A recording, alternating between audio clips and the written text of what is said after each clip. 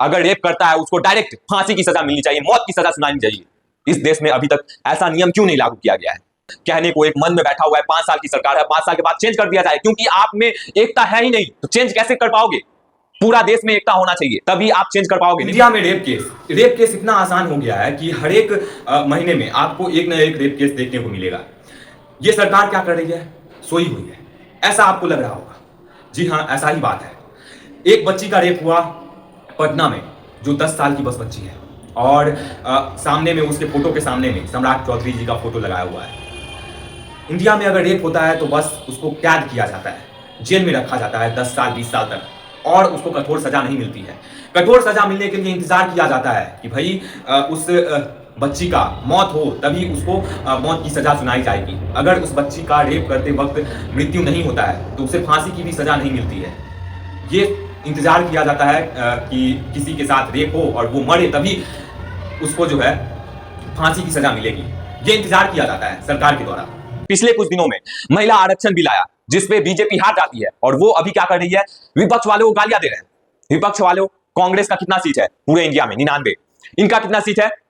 Total 240, यानी कि पूर्ण बहुमत की सरकार है। कोई भी बिल लाती है तो ये डायरेक्ट पास किया जा सकता है, लेकिन फिर भी इनके ही लोग इनके सपोर्ट में नहीं थे, क्योंकि इनका बिल ही सही नहीं था। पिछले वर्ग, ओबीसी वर्ग को इसमें कोई जगह नहीं दिया जा रहा था, और इसलिए ये बिल जो है खत्म हो गया। ये सरकार बस आपके वोट के प्यासे हैं। हर एक 5 साल पे आपको झूठे वादे करके आपसे वोट बटोरने में लगे हुए रहते हैं। आपके लिए कोई काम करना नहीं है, बस एसी का हवा में सोना है इनको। अगर विपक्ष वाले महिलाओं के सपोर्ट में नहीं रहते तो 2023 में और वर्षों में महिला आरक्षण बिल लागू क्यों हुआ? अगर विपक्ष वाले सपोर्ट में नहीं थे तो, अगर विपक्ष वाले सपोर्ट में थे तभी तो लागू किया गया ना। इनको आपको मूर्ख बनाने का बस एक जरिया है, माइक दे दिया गया है हाथ में, मंच पे खड़ा होकर बस आपको मूर्ख बनाना है। ऐसा ही इनका सरकार है। क्या हो रहा है हमारी महिलाओं बेटियों के साथ, उनको उससे इनको कोई फर्क नहीं पड़ता है। इनको फर्क पड़ता है तो हमको 5 साल तक राज करना है, बस इतना ही इनको चलाना है। और आगे भी हमारी महिलाओं के साथ ऐसा ही होता रहेगा। जब आप नहीं स्टैंड लोगे, जब आप खड़े नहीं रहोगे अपने बेटियों माओ के लिए, आप जब खड़े नहीं होगे तब तक आपके साथ ऐसा ही होगा। आप खुद आवाज उठाओ।